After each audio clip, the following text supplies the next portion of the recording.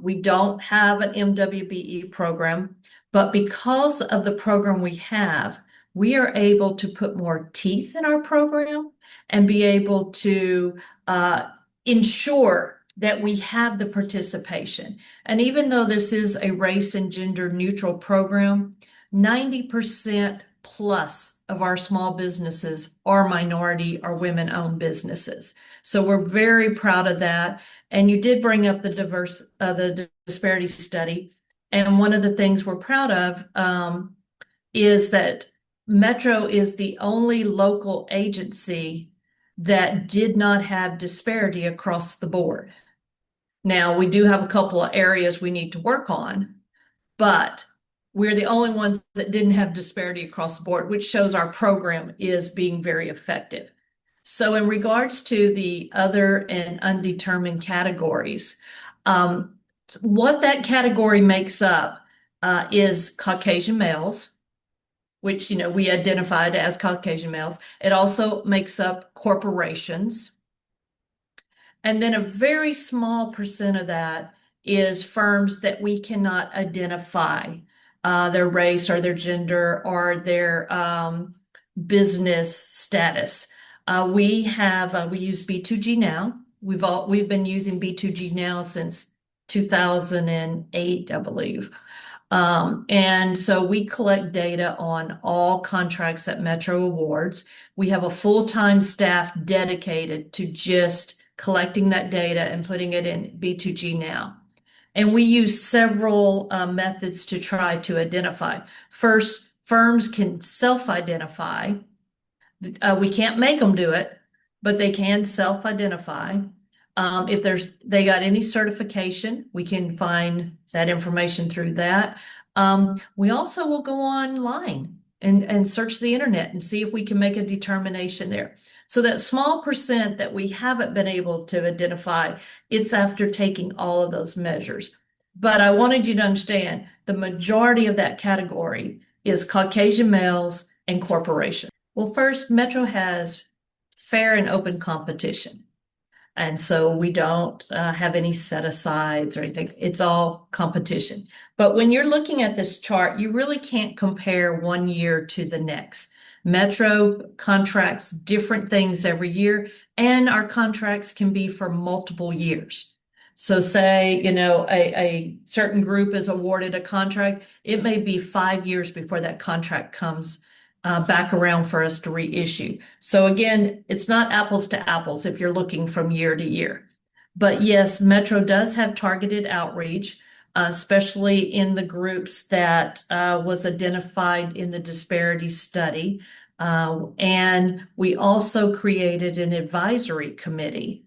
And and some of our members are the Greater Houston Black Chamber of Commerce, the Regional Black Contractors Association, Tri-County Regional Black Chamber of Commerce.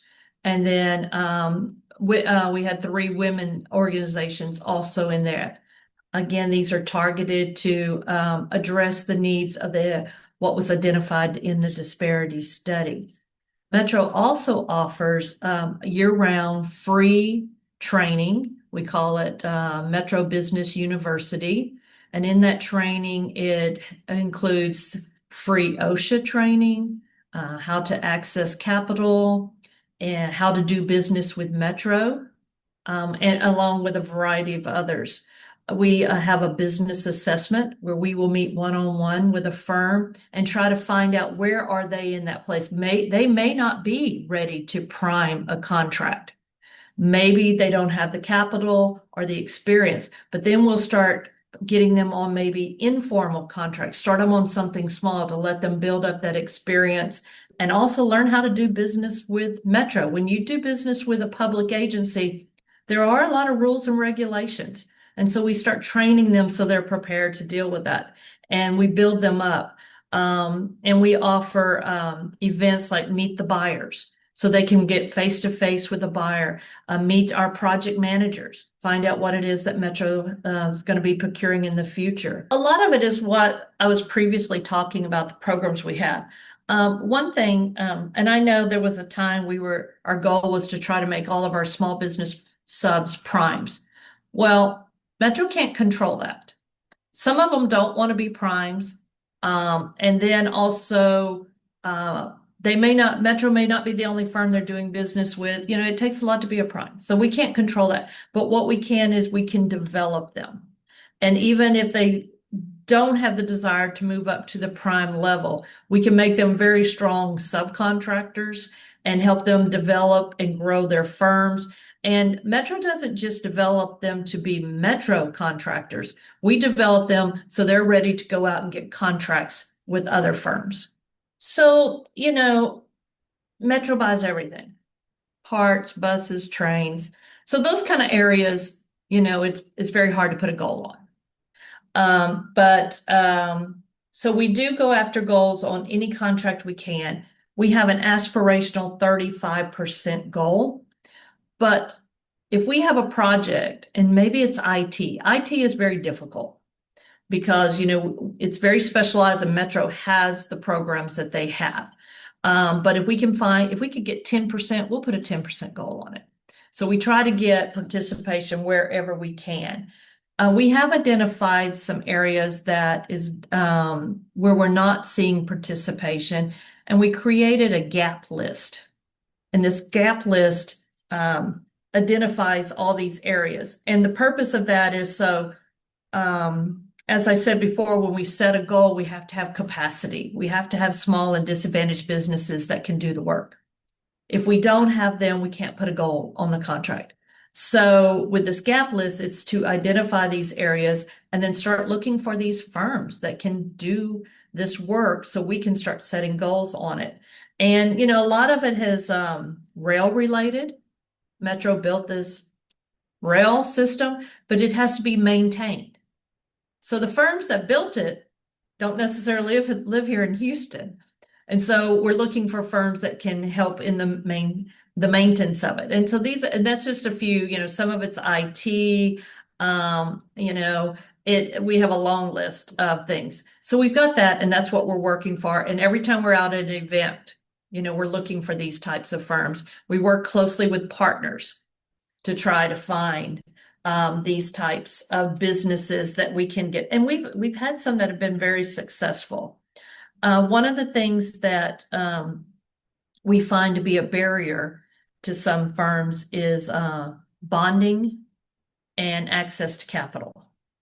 And like I said, Metro has these Metro business universities where we help them with the access to capital. If they're in construction, we give free OSHA training. We conduct a banker's fair to put them in touch with bankers to help them, because that's a big area of need. And then we do our business assessment.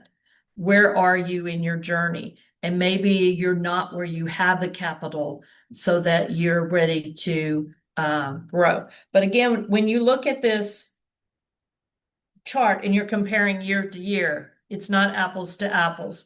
So in one year, we might have been really heavy in construction, but the next year, maybe not, because the construction projects were multi-year projects, and we awarded them. But, and then we also find individually, when we look at firms, some groups are very high in certain industries than other industries. And, we've seen that over the years. So I'm not really sure what explains that, other than that's the area that they tend to gravitate to. So we have an annual aspirational goal of 35%, which we consistently meet or exceed. When we don't meet the 35%, it's because we had a contract that might have been $200 million and we could only get 15% participation on it. But we're going to go for that 15%, because when you in our fact book, you'll see maybe we only achieved 25% that year, but we tripled the dollars that were awarded. And that's really what's more important than whether or not Metro made their 35%. Is how much money was awarded to the small businesses. So that's what we track, and the fact that we can see a pattern. we're either exceeding our 35% by like last year we made 55%, So we're either exceeding it or we're tripling dollars. So that's how we can track it.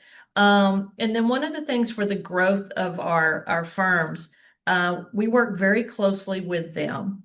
And Metro has two programs. One's called the Trades, and I think I mentioned it earlier, where we pre-qualify a group of firms, and it's like you may just do you may just be an electrician or you may just be a plumber, but we pre-qualify you, and there's a group of them, and so when anything comes out for that need, they just bid amongst themselves. But they get to prime these contracts, and they've never primed a contract at Metro before.